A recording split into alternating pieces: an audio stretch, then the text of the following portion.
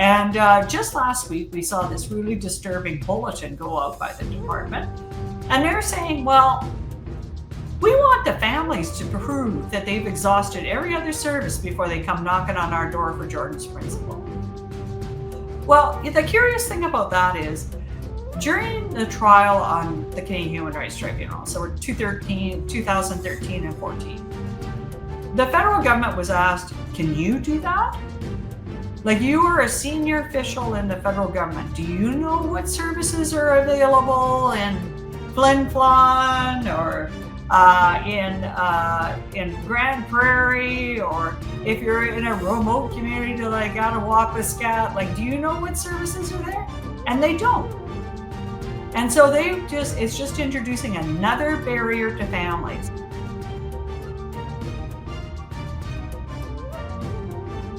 Kwe Nindeluizi Pam Palmater, and I'm the host of this show, The Warrior Life. I'm an Indigenous lawyer, professor, author, and activist from Eel River Bar First Nation. And my motto is education for action on Indigenous rights, social justice, and protecting the planet.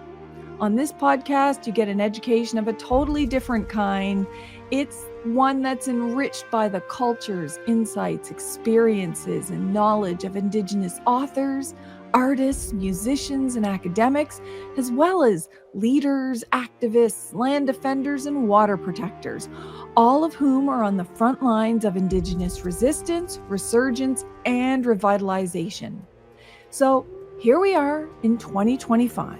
And sadly, the saga of trying to get Canada to finally end racial discrimination against First Nations children and families continues.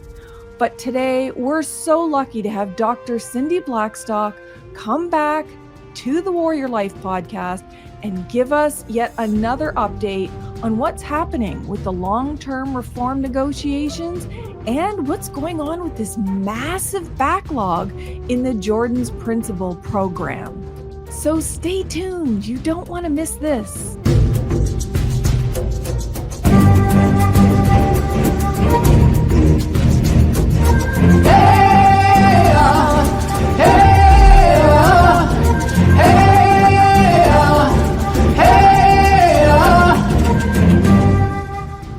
Welcome back to the Warrior Life podcast. I'm your host, Pam Palmater. Today, we get to hear from one of my favorite people, Dr. Cindy Blackstock, who heads the First Nations Child and Family Caring Society. She's also from the Gitxsan Nation in British Columbia and has decades of experience in social work and dealing with the issue of First Nations children in care. Cindy and the wonderful, amazing team around her have led a courageous, ongoing battle against Canada to end its racial discrimination against First Nations children and families. You'll recall that the Caring Society, along with the Assembly of First Nations, won their discrimination case at the Canadian Human Rights Tribunal. Since then, Canada has not fully complied with all of the orders from the tribunal.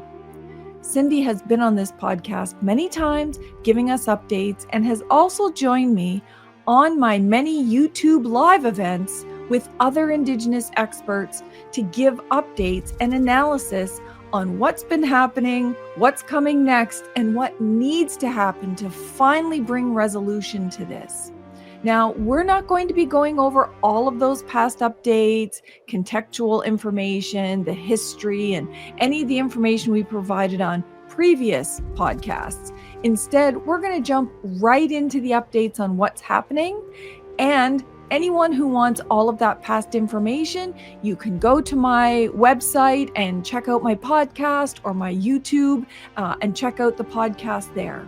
So let's jump right into the update. Thank you so much for being here, Cindy. You never say no when we have questions, when people have questions, and I can't answer all of these questions as it relates to what's happening in terms of the Canadian Human Rights Tribunal decision, everything related to compensation, long-term reform, Jordan's Principle. There's a lot going on right now, and there's a lot of things in the media that's making it very, very confusing. But before we start, I want to get this out of the way because people will ask, as they do every time we do something. Can you just let us know, do you get anything personally, or does the Caring Society get anything personally in terms of money out of the compensation settlement or this class action or the class action? No, the compensation is completely separate. It's overseen by a committee of people. And on that committee are AFN Legal Counsel Stuart Watke, Chief Niepenak from Manitoba, Duke Pelche, David Stearns, and Robert Kugler. Those are the people that oversee the compensation piece. The Caring Society is able to make legal representations to that, to be able to defend the rights of children and young people who are entitled to compensation under the Canadian Human Rights Tribunal orders. And that amount is $5 million over 18 years. So that's just to cover our costs there. There's no payments individually to me, nor would we seek any money for ourselves. The other bit of money that is out there, that's actually, there's about $90 million of that compensation that'll be set aside, hopefully, to support some communities with post-majority for Jordan's principle. It's not a lot of money when you break it down nationally. We're really hoping that the Children's Chiefs Commission that has been recently established, that includes chiefs from most of the regions, and that they're going to be able to help us make the best use of that for children and young people. So stay tuned for that. Okay, that's great. And so basically you personally don't get a cent from any of this stuff. You're not paid a big contingency like lawyers are. There's nothing personally in it for you. So no, I don't do consulting for class actions or anything like that. Our primary goal is to defend the human rights of First Nations children, and to do that in a way that, as much as possible, aligns with the direction of the rights holders themselves. Oh, that's great. Okay, so then my second question is, people are very concerned about compensation. I always get the question, when are we going to see the compensation? And then when they see things in the media, like political issues or any kind of conflict, or the federal government saying things about long-term reform, they're not sure if, does this impact the compensation? Does this mean that nobody's going to get compensation going forward? Can you just clarify that a little bit? Because I believe it's separate, right? Yeah, it's completely separate, and it's already been settled. So compensation is way over here. It doesn't matter what happens with Jordan's Principle or Child and Family Services now. That's a completely separate thing. The only thing that, people should be aware of is when the compensation starts to roll out to former children in care. For many of those young people, and now young adults and sometimes older adults, receive compensation and are going to make really positive decisions for themselves and their families. But sometimes we're going to have, people in vulnerable situations. So community should be ready with, supports for those people who are really vulnerable beginning in the spring and summer. And there's a website for the class action, which I'll give you, and then hopefully you can share it with your listeners, and people can look on there to see what supports might be available from that class action, and maybe rally around your community and kind of just get everybody to know the compensation is rolling out and be there to support the members who need the most. So important too that we, really support. Like when people say wraparound supports in situations like this, we really need to help people on the ground. Some will need more than others. One of the questions I had was that, when I was in grade 1 to grade 12, not one class, not one day was ever dedicated to financial management. So I graduated high school never knowing, how do you do this banking business? How do you open an account? What's investing? Should I be investing? What happens with all of this stuff? Do you know if there's any kind of financial support or financial information for people? Well, I checked with those class action lawyers to see if there's any information that they've developed. But we at the Caring Society, we were honored to partner with the National Youth and Care Network. And we developed youth-friendly tools on financial literacy. So, like you, Pam, I got nothing when I was growing up, except my mom was a real penny pincher, and she really made us stretch those dollars, as many of our families do. But we've got these great infographics that are all narrated, and they're free of charge on our website, fncaringssociety.com, on things like how to open up a bank account.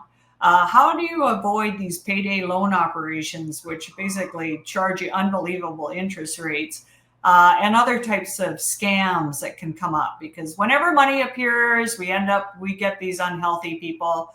I want you to buy this truck that you can't afford, and all the rest of that nonsense. So all of these things are explained in very clear language, and they're accessible to everybody, free of charge on our website. I learned new things about financial literacy watching that, so that was good. That's great. I'm glad that's there. I'm glad that you partnered with youth, to do this kind of thing. It is important. Because, oh gosh, payday loans and scam artists, and like when the Indian residential school settlement came, 60 Scoop, like every time there's something big and it's in the media, you have all of these people that just kind of swoop down and say, oh, did you know you have to pay this? Or did you know you have to pay me for that? And so glad that that's there. One of the things, just before we move on, I just really want to acknowledge is sometimes we get pressure from our families. I know, right? Especially our families many of us are really low income and poor, right? And so that can be really hard to say, look, I gotta keep this for my school, or because I've got plans to kind of connect with my family who I've never met. And but those are the types of things, courageous conversations that we need to support people with. And for everyone to remember, it's not selfish to take care of yourself, especially when the reason that you're getting this money is because you were harmed by Canada's discrimination for children and young people. So try to use that money in a way that uplifts you. And if there might be some pressure from family, might be some negative people around who say, well, you really shouldn't go off to, get a skilled trade or go off to university. But in the long run, by taking care of you, you're taking care of your family, and you're taking care of your community too. I'm so glad you raised that, because there are lots of great families out there who will be doing everything they can to help support the people, because it is compensation. Like you said, this isn't just like a lottery winning, like, oh, here's this. It's the harm. You can never compensate for all of the harm, but it's a small portion to say, here, maybe this will help with something. And it is hard to have those conversations with families. I'm an adult, and sometimes when, family members push and push and push and push and push and say, you have to buy me this or you have to buy me that, that's a hard conversation to have. So I'm glad you raised it, because it won't be everybody, but just to know that can happen sometimes. Yeah. And a lot of us have had those conversations, like you're saying, Pam. And I just want people to know you're not alone, and to reach out and to have those. If you have to call like the Hope for Wellness hotline, or then Kids Help Phone, or speak to somebody, an elder in your community, to get support around how to do those conversations. Because sometimes it's too hard to do for yourself, but maybe if you have an elder or another trusted adult, they can do that for you. Yeah. I'm so glad we raised that, because those are sometimes the things we don't really want to talk about, the not so nice part of this. So that's compensation. Yeah. That's way over on the other side. There's a process there. There's people on a committee that'll roll out in a different way. But what's been in the media lately are things related to Jordan's principle, the long-term care reform, what Ontario's doing in terms of a settlement, whether or not there'll be a settlement across the country. There's like a lot of things going on. And hopefully we can address some of it. But I want to start with Jordan's principle, because I always like to start with Jordan River Anderson, and because of him and everything that he just inspired all of this, that I think we should definitely talk about it, because in the media they're saying that there's a massive backlog of like 140,000 requests, which just seems astounding to me. But at the same time, there were reports that the federal government was saying, oh, people are just spending all of this money on video games or useless things, or big chunks of money are going to agencies. And so I know that you will know the answers to these things. I don't. And people are asking me, hey, what's going on here? What's with the backlog? Are people just spending it on video games without really considering things like individual kids? So I'd love to know what is going on that you know of. Why is the government saying this? Well, I think it's saying it because it's not accepting responsibility for its own non-compliance with the legal orders. I think that's a short answer. Better to deflect and put all the blame on families versus being accountable and actually, honoring Jordan's principle in the administration and following their own laws that require them to implement it. So what has been happening here is that for years, the Caring Society and others, including First Nations leadership and experts on the ground, have been saying to Canada, look, let's talk about what Jordan's Principle means. Jordan's Principle is a legal requirement on the federal government to ensure that First Nations children get access to health, education, and social supports, services, and products. It's not a free-for-all. What do I mean by that? You need to have a professional letter by a relevant professional, or in cases of culture and language, a letter from a knowledge keeper or an elder from your community. And that's required to access Jordan's Principle. The issue has been is that Canada hasn't always required that in certain regions. We've heard from chiefs who said, no, they weren't doing that. And then it became a free-for-all. And then Canada says, oh my gosh, there's people accessing Jordan's Principle who shouldn't be. Well, that's because of them. And the other piece that happens is that Canada always has the right to deny cases. So if something frivolous came forward, like maybe you and I came forward and we said, we want to do a round the world trip. And we want to do that. Canada can say, no, Cindy, Pam, you're not eligible. First of all, you're not kids. And second of all, it's not necessary. You don't have any professional letter and you're not, this is frivolous. We're just going to deny you. And that's fine. They're able to do that. Canada, when they're really pressed about these examples that they're putting out, really has no data to show if there's misuse and how widespread it is. It feels a lot like, to me, Pam, it's back to the old colonial approach of saying that First Nations are on the take and we can't manage things. And now they're putting the blame on children and families. And that to me is unacceptable. And it's also really, really uncomfortable for me that they're doing this with Jordan's Principle, which is named after a little boy, Jordan River Anderson, out of Norway House Cree Nation. And it's sacred. You should be doing everything you can to honor the sacredness of that principle instead of throwing out these stereotypes and tropes in order to avoid your own accountability. It's incredible because I think what was happening before all of this advocacy and human rights tribunal on Jordan's Principle, you had Canada just denying everything, denying significant issues for children with severe medical issues, health issues, and just, as a matter of course, just denying all of this stuff. So it seems a bit ingenuous to me that Canada's like, oh my goodness, look at all of these requests. There's widespread abuse. It's their program. Yeah. They're the ones who decide yes or no. They're the ones who are fully entitled to have, well, here's the criteria for this and this and this. We need a letter for this and this. We need this. So to basically sit back and say, look at all of this abuse. It's so disingenuous given just the vice grip that they had on these kinds of requests in the past.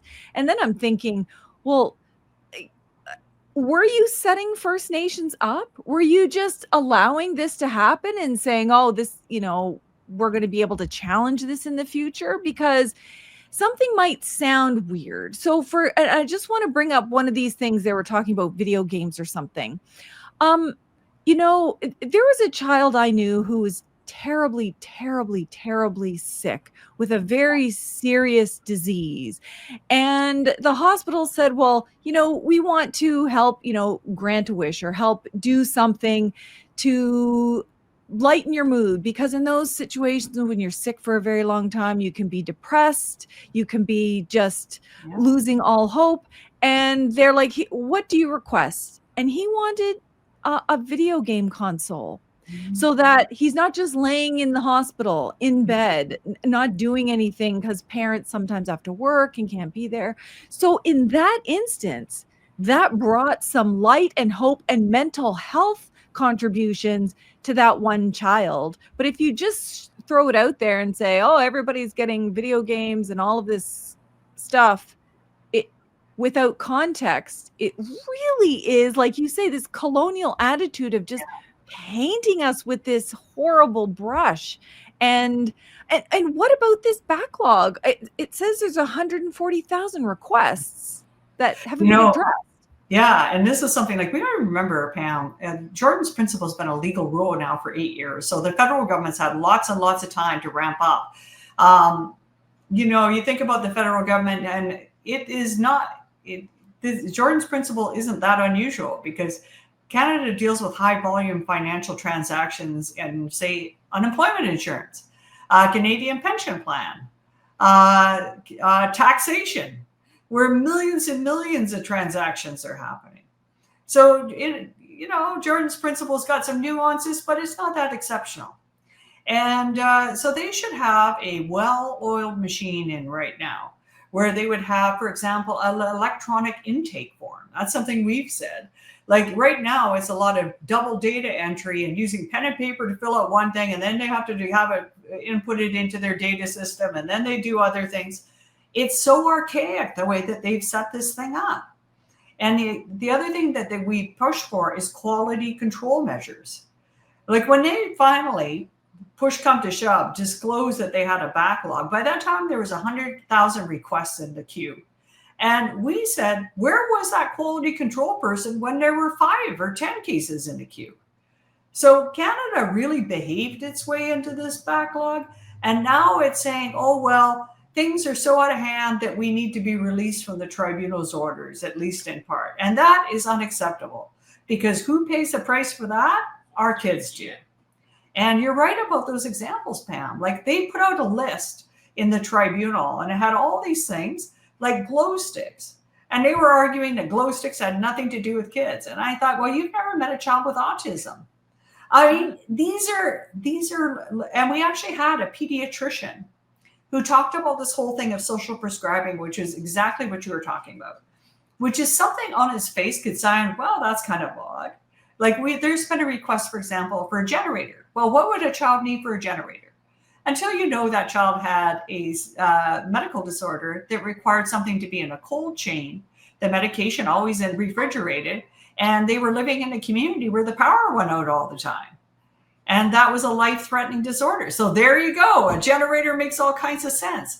That's why these tropes by Canada are so dehumanizing to the child, to the family, and to First Nations people. And if there was any abuse in, isolated incidents, that's on them. Yeah. That's literally also on them. Yeah. Well, and like nobody wants to see Jordan's Principle misused. It's a sacred thing.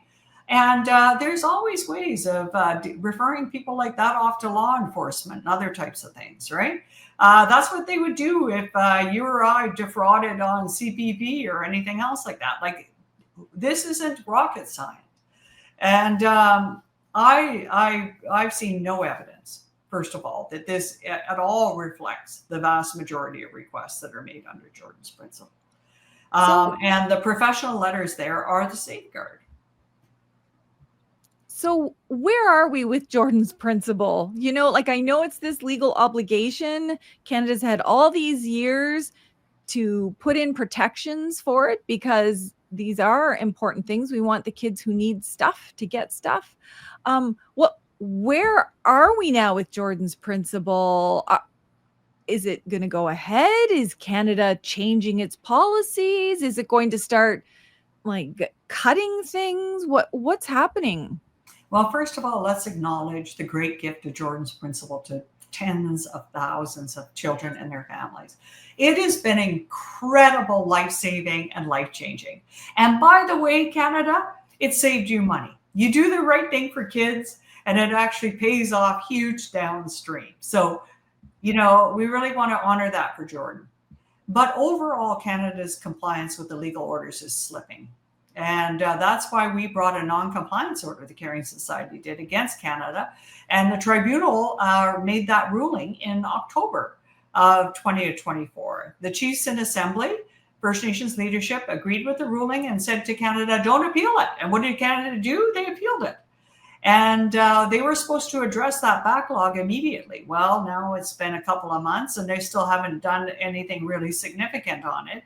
So we're seeing the slippage and also this idea of, oh, don't look at us and our accountability. Look at all these families and, First Nations who are doing an excellent job of administering it, but now Canada's not even paying them back what they promised to pay to help reimburse them for the services they're giving to kids.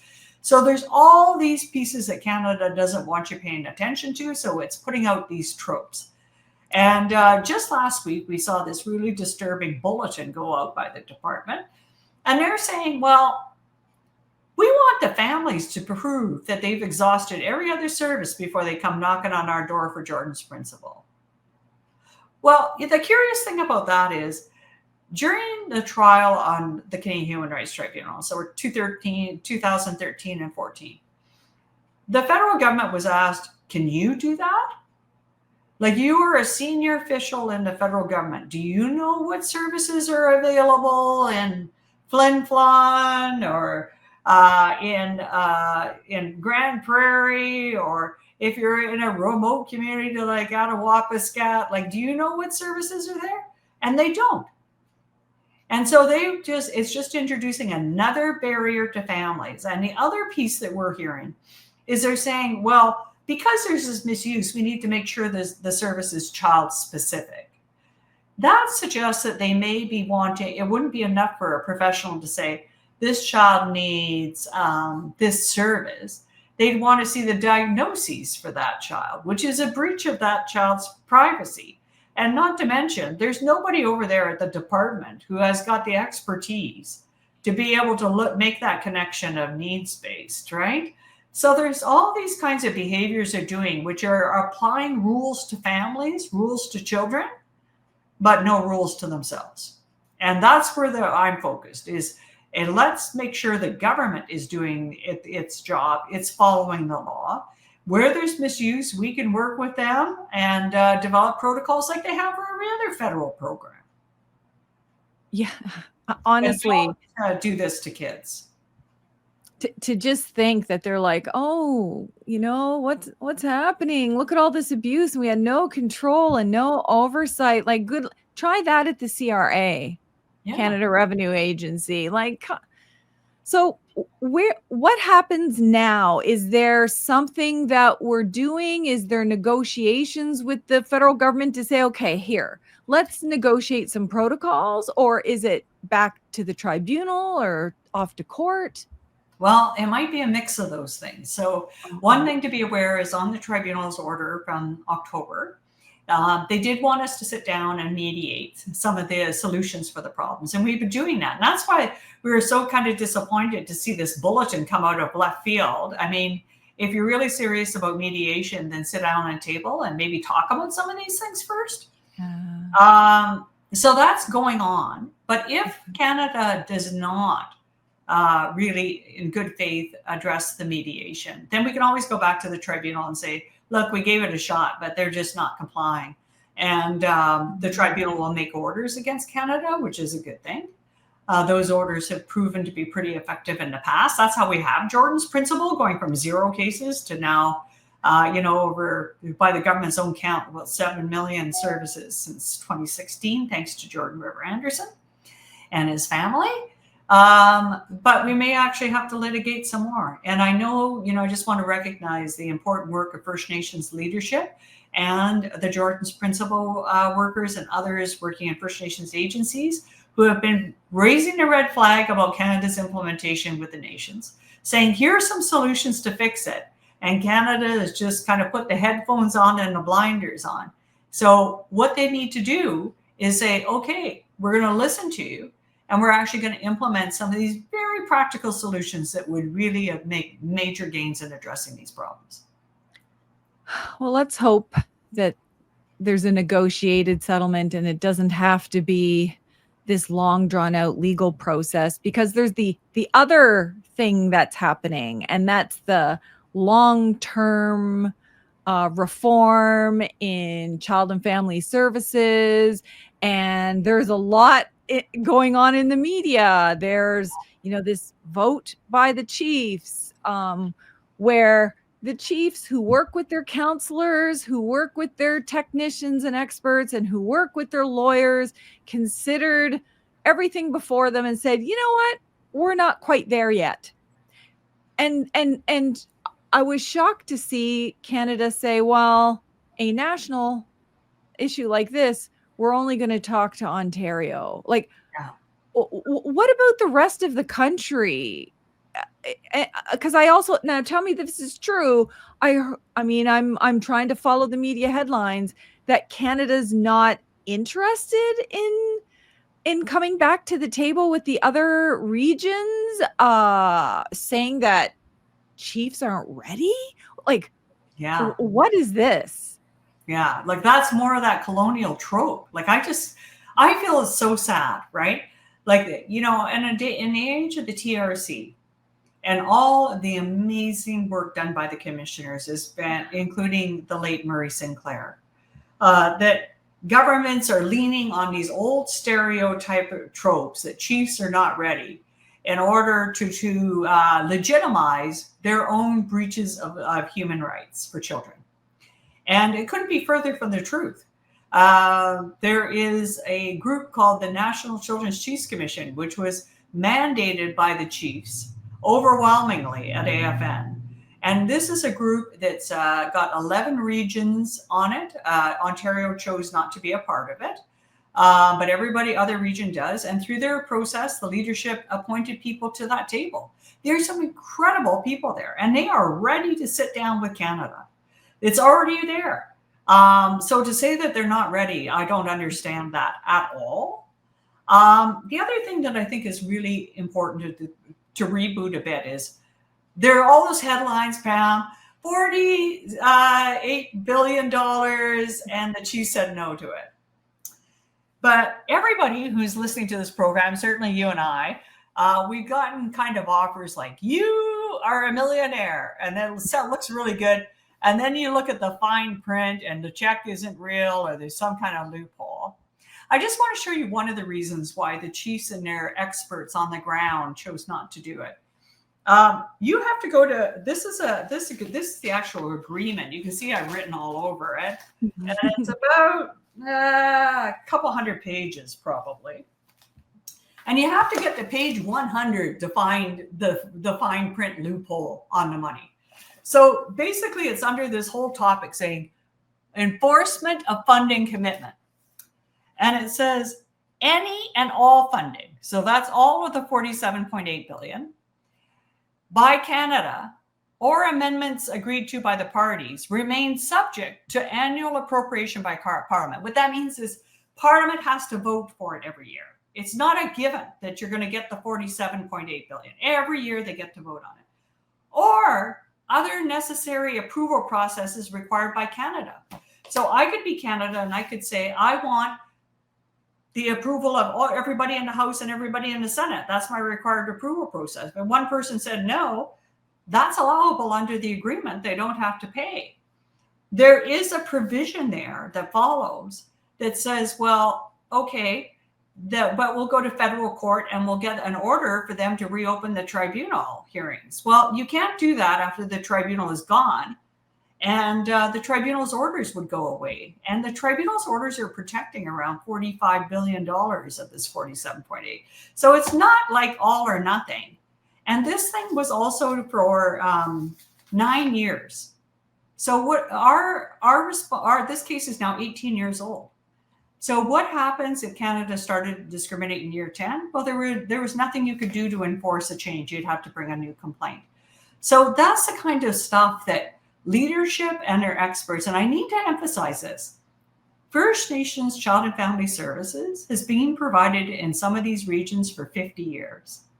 There are very skilled First Nations people on the ground doing this work, and many well-informed First Nations leadership who, they're going to be doing their own due diligence with their lawyers and their experts. And that's what happened at that meeting. They looked at paragraphs like this and they said, not good enough. And we want to reset a negotiation so that we secure the future of this generation of kids beyond a one-year funding agreement subject to all of these loopholes for Canada.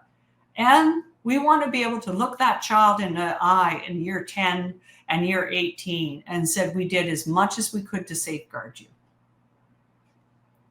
I know you and I have talked about this on YouTube Lives and other podcasts, but it just gets me for them.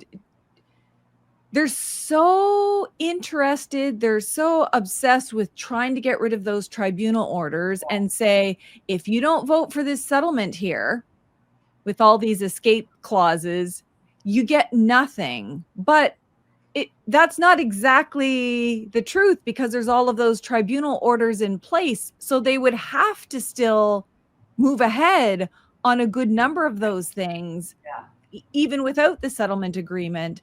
But when they say, oh, the chiefs aren't ready, they look pretty ready to me with this committee. They didn't just wait a year or just say, oh, we don't like this and walk away. They're like, okay, we don't like this. So what's the solution? How are we going to push this forward? We want you to come back to the table. How we were doing it wasn't working. So let's strike this nationwide committee and come to the table and negotiate. That sounds pretty ready to me. Yeah. And you need to remember, Pam, that the way that that first agreement was negotiated was entirely in secret. The chiefs didn't know what was in that agreement. It was kind of like, here it is. And then when the chiefs read it, many of the chiefs in different regions actually put in amendments to make it better so that they could vote yes at that meeting. And those weren't taken up. So it was kind of like, well, there's major problems here that remain, right? And so that the chiefs, I think, made the right call, in my view. No secret. Everyone knows that I was raising some of these concerns, but I too was putting forward amendments to fix it because we did want to see this thing be successful. But you can't be in a rush to sign a bad deal. And the other thing that Canada did, which I have real concern about, is they said to the chiefs, you get a choice on this.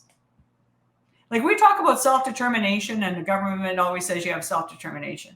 There was no, you get a choice, but if you choose not to support it, we're not going to talk to you anymore. That wasn't in this agreement. Like, part of good faith negotiations is that if you include a clause, you have to say, okay, well, if the chiefs have a choice, if they make a different choice than to approve it, we have to honor that because they're the rights holders. And then we have to reboot and reset. They didn't want to do that. And then the other thing that, people need to understand about this agreement is, had it been approved, that would have been the last decision the chiefs made over the 9 years of this agreement. All of the decisions about this money and how it's going to flow out would go to a secret committee that is accountable to no one, including the chiefs. So you at a community level be sitting there, and maybe there's a change that comes your way. You don't know where the change comes from. There's no way to really appeal that change. It really was not setting up people for success in terms of making the best decisions on the ground for your kids. some of the other things I've heard like around this. So I get that, some chiefs feel a certain way, support it, and some don't. That's okay. We can all have disagreements. The fact that the majority of chiefs said, we're not cool with this agreement. There's some problems with it, but let's come back to the table and come up with a chiefs committee that was fair and open and transparent. Okay. But then to see things, and I know there's always going to be political commentary and, people who are angry about outcomes, to effectively suggest that non-chiefs, and there's a lot of our First Nations people who aren't chiefs, they're technical advisors, they're counselors, they're lawyers, they're like the actual CFS workers. So there's a lot of non-chiefs who should have a say and do have a say by working with their chiefs, but saying that non-chiefs, outside parties, are effectively brainwashing the chiefs as if the chiefs can't think for themselves or that they don't have a team working with them. I mean, I don't want to bring up negative things, but that also seems very colonial to me, to think, oh, these chiefs are so weak that they can't think for themselves. Yeah, like that. I was really concerned to see that too, and it didn't reflect reality on the ground. As I say, many of the First Nations actually read the agreement, went through with their own independent analysis, sent in amendments. Those amendments weren't taken up. And so it's no surprise that when they saw the same flaws, they just felt that it wasn't good enough for their kids. That's a legitimate decision to make. And where I would like to see the debate go to, Pam, is instead of on, well, these people were brainwashed or somehow hoodwinked. Let's talk about this section on page 100, this loophole. Yeah. So how do you give me some comfort that Canada isn't going to implement that a year from now or 2 years from now? And what do we do if they do, right? Like those are the kinds of levels of conversations that I think about Elmer Cashane a lot, the late elder, him.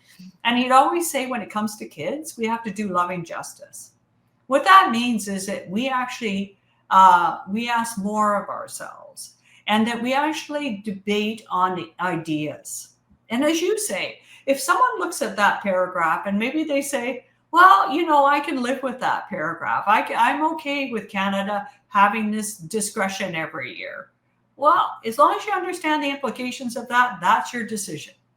But I think that's a healthier kind of talk about what that paragraph means or doesn't mean. And then something like this other stuff that sometimes can get out there. And just for clarity, when there's an all chiefs assembly, it's only chiefs or their official proxies that are voting on this. You have no individual control over what the chiefs vote or don't vote. But I'm presuming that if First Nations come to you and say, Cindy, we have some concerns. Can you share your concerns just so that we have all the information and then we can make decisions for ourselves? Like, I'm assuming it's more on that side of how things roll out. I mean, I can't imagine that if First Nations asked you to share, here's your ideas for solutions or here's your concerns, that you would say, nope, sorry, I can't. We're just going to keep all this information to ourselves. And in fact, we post everything on the website because we actually want people to know what we're up to, because I've always been mindful, Pam, these are not our kids. These are everybody else's kids. And I want to be accountable. So here's my best thinking. If you've got a better idea, then let's hear that better idea. Let's go with that, right? And I think that you have to have that level of transparency. And you're right. Chiefs are not at all obligated to meet with me. If people want to hear what I have to share, I'm happy to do so. And I'll trust them enough and I respect them enough to tell them even things that maybe aren't good news. But I'll say, like, this is what I believe. And this is on the basis of the text of the agreement itself. That agreement fell because of the text of the agreement. Yeah. That has to be clear. And that's where the conversation needs to be had, is at this level. I think that to me is closer to loving justice. And you work that stuff out at the table, because everybody's ready to come to the table and have this conversation, instead of saying, no, well, like, no, we're not coming to the table. We're only going to work with Ontario. People like you and I, and correct me if I'm wrong, when we're advocating that Canada come back to the table to deal with everybody, is not saying, don't talk to Ontario. Ontario's terrible. We don't want Ontario to get anything. It's not at all about personalities or politics. At the end of the day, it's okay. What's the best deal for our kids nationwide, all across the country? Correct me if I'm wrong on that, but this is not really about us. You know, it was just by coincidence. I was at a little shop the other day, and I ran into the amazing Phyllis Webstad. Oh, yeah. And, you know, like, she is the living proof of every child matters. And that's what I really believe. That includes all the kids in Ontario. Mm-hmm. Right? That's why this human rights case affects all those kids. And I think that's why it's so important to get this right? And we'll take a look at that Ontario agreement and do an analysis of it. And we'll point out the strengths. There were strengths in this final settlement agreement, but just the faults in it were just too big to overcome the strengths. And so we'll take a look at that and see where that goes. But we want to see every child be free of Canada's discrimination, and to make sure it doesn't happen again. Because I think I'm the only one in the kind of the lawyer client group of the parties that actually was there at the beginning.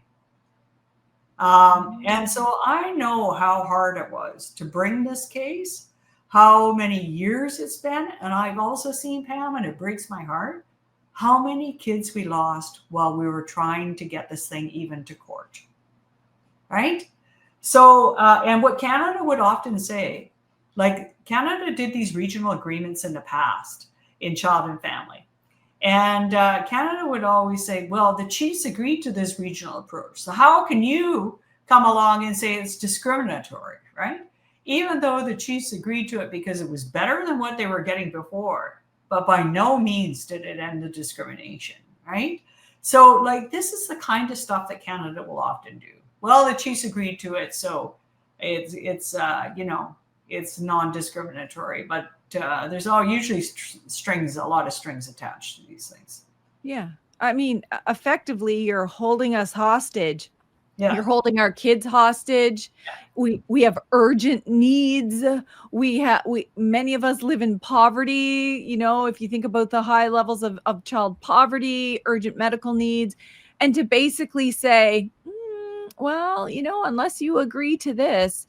And I don't like how Canada's handled it, that it's either you agree, you know, with Ontario and nobody gets anything. Like, I don't know why they're trying to divide us when really it always comes back to the kids. The First Nation kids in Ontario deserve fairness and non-discrimination, like they do in Saskatchewan, like they do in BC, like they do everywhere. And at the end of the day, so Cindy, you know, this might sound simple. I know there's litigation. I know there's tribunal orders. I know there's politics. I know there's some kind of personalities sometimes get involved in this. But at the end of the day, what is the core issue here for kids? This isn't about, you know, how much adults are going to get for any particular thing. This is really, are we respecting the human rights of First Nation kids or not? Does it literally that simple? Yeah, I think that's what it boils down to, Pam, is that, like, you know, sometimes I hear talks about, well, the money should come to us or to them or whatever. It's not about that. This money belongs to the children. And I've always said, like, I want the money to go to whoever in the community is best able to hold that child's hand and their family's hand. Mm-hmm. And that might change over time. You might have another group that over time might build up that capacity. But the answer can't be give me the money and I'll grow that capacity. But in the meantime, what happens to the kids? Like that's the kind of thinking we have to think about, right?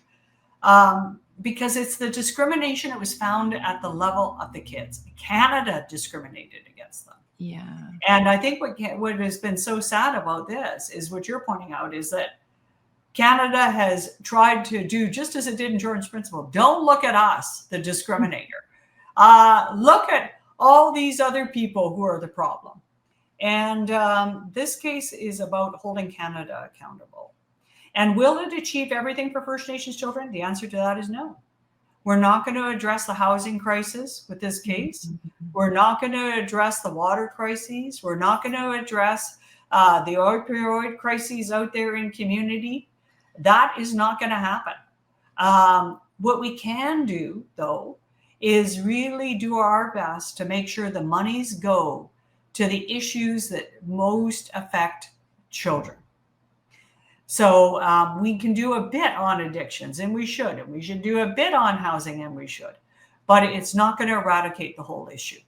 And that, I think, was the other thing, is that this has been such a huge success, as Elenice would remind us, that it becomes like, oh my gosh, we're living in such desperate conditions. This has got to be the solution for all of it.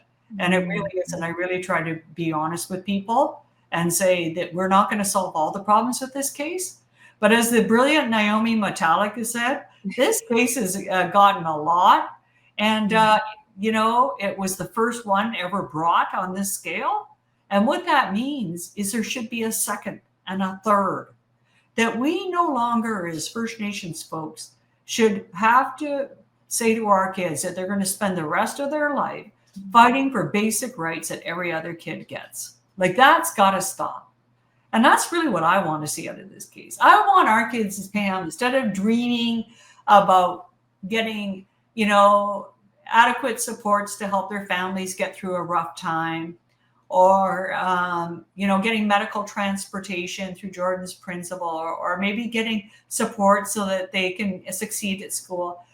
I would rather have our kids not dream about getting those things. I want to see our kids dream about being a fabulous artist, about going to Mars one day, about being the best doctor or engineer or leader or whatever they want. Those are the dreams that children should have, and they should feel as real to them as other children's dreams. First Nations kids shouldn't be singled out having to deal with this other stuff. That's what I'm hoping for. That's what I prayed for. So really, at the end of the day, what we're asking for is this Chiefs Committee has said, we're ready. Let's come to the table and talk. Let's make sure that all First Nation kids, that discrimination ends and they get the supports they need. I mean, that's what we're all hoping going forward, right? Like, we just leave the politics or personalities or whatever aside and just kind of focus on, let's get the best agreement for these kids. Yeah. And keep in mind that we don't have to always go with what Canada agrees to. This is a legal case. So, let's work with them to get agreements where we can. But if there are critical issues for children, like, for example, this wide open paragraph here about any other approval process, and Canada insists that goes in there, well, we take that to the tribunal and we see if they agree. Yeah. This is a legal case, right? Negotiation is one pathway there. It's not the only pathway there. Right. And I think that's part of it. And also, you know what, Pam, I'm going to say this. People say, oh, well, the colonial courts of Canada, we can't trust them with our kids. Well, I agree in general, but in this case, our kids have been batting pretty well 1,000. And they say, well, you can't go to the colonial courts, you should negotiate. Well, I find that the space Canada wants to negotiate in to be pretty darn colonial too. Yeah. And I don't think we should fall into the trap to think that always negotiation is better than litigation. I will definitely give negotiation a fair shot. I think but they need to be honorable. They need to stop setting traps for people. Like, yes, you have a choice, but if you don't choose the way I want you to, then I'm going to penalize you. That's called retaliation. And that's unacceptable in human rights law. And it's also a breach of honor of the crown and good faith negotiations. So, like these it can't be a free for all for Canada in the negotiation space. And one day we'll have to have a show about that, about negotiations, about what is our negotiations really better than litigation, or are they really maybe something closer to Canada's colonial play park? Yeah. And the options we have are not just, you can only do this or only do this. Like, that's self-determination. You could have a combination of things. Like you said, it's whatever gets the best deal for the kids at the end of the day, because it is for the kids and the families that are trying to support these kids. Okay, Pam, this is probably the most important thing. Now, you remember who this is. Yes. This is Jordan River Anderson. And that is the Stanley Cup, of course. And it came to Winnipeg's Children's Hospital just before he passed away, right? Jordan's Principle, Pam, this is the 20th anniversary of Jordan's Principle. And so And so 20 years, that legacy of that little boy. Mm-hmm. And, me and Spirit Bear, he's kind of hanging out in Ottawa right now, so he's not with me right now. But we see bears all the time. We see Jordan's Principle, right? Blue bears everywhere. And people think, oh, where did that bear came from, right? But I'm going to show you where the bears come from. This is something very sacred. I just happen to have with me because, ceremony is very important in all the work we do. And for the Children's Chiefs Commission, they had a ceremony at the Squamish Nation. Where they underwent a spiritual ceremony to really affirm the commitment and to bless the work that they were going to do on behalf of children. So I was thinking, well, what do I have that would be up to that type of important ceremony? And I thought I'd bring this along. You see these bears, Pam? Oh. Now, this is a quilt. And I think Pam has seen this before, but I wanted to show it to everybody. This is Jordan River Anderson's baby blanket. Aww. Yeah. And so I really want people to remember that Jordan's Principle is sacred, that it was a gift of this little boy, and other children who were like Jordan were discriminated in that same way. And because it's sacred, we're not going to be using acronyms like JP. We're not going to be saying things like Jordan's Principle is the problem, because it's not. It's Canada's implementation of Jordan's Principle. Jordan's Principle has been just such a blessing for so many families. And the other thing we're going to do is I think one of the most beautiful parts of my work is I have the blessing of traveling to all kinds of different First Nations, from Mi'kmaq territory, where you're from, to, to Dene territory up in the north, to, some of the Cree nations and Ojibwe and all the rest of it. And then, of course, over here in BC, where we got all the wonderful, rich diversity of First Nations here, like the Coast Salish, which is where the Squamish are from, or the Gitxsan. I got to give a little kind of but we all have our own sacred ceremonies, but they're all bound together by a real duty to children. It's a duty. And so I'm really hoping that elders, knowledge keepers, everyday citizens in the week leading up to May 10th, that you really do have a ceremony honoring Jordan's spirit and the spirit of the other children who have gifted so much for Jordan's Principle. And the other thing you can do is go get yourself a bear, right? And make sure that you take that bear with you that entire week and educate people on Jordan's Principle. We have a free animation on Jordan's Principle done by the amazing Spotted Fawn Productions. It's called Spirit Bear and Children Make History. You can watch that 23 minutes. Maybe you get the kids in your nation together and you watch that with Teddy Bear Bannock or Teddy Bear Cupcakes or whatever you want to do. So they're all learning about Jordan's Principle. And if you're a bit older, I have to say for myself, full admission. I'd rather watch the animations all the time versus kind of movies. But this movie's amazing, and it's by the Elenise Obomsawin. Yeah. So go check it out. It's called Jordan River Anderson, The Messenger. It's free on the National Film Board website, and it's available in French and English and in Cree, which of course is the culture of Norway House Cree Nation, where Jordan is from.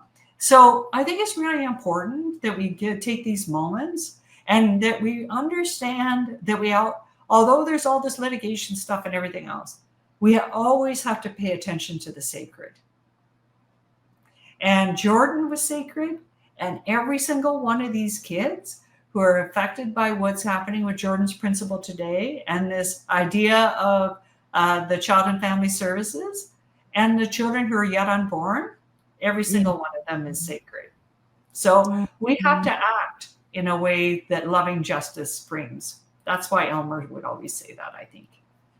Oh, he's such a good person. He just left so many good teachings. All these elders and all these people and ceremony holders and knowledge holders who say, always bring us back. Remember, it's about the kids. Remember, Jordan River Anderson didn't get the benefit of the, this program, this policy, these benefits that our children get today. And we should remember just how important it is. So, yeah, because he literally died waiting, right?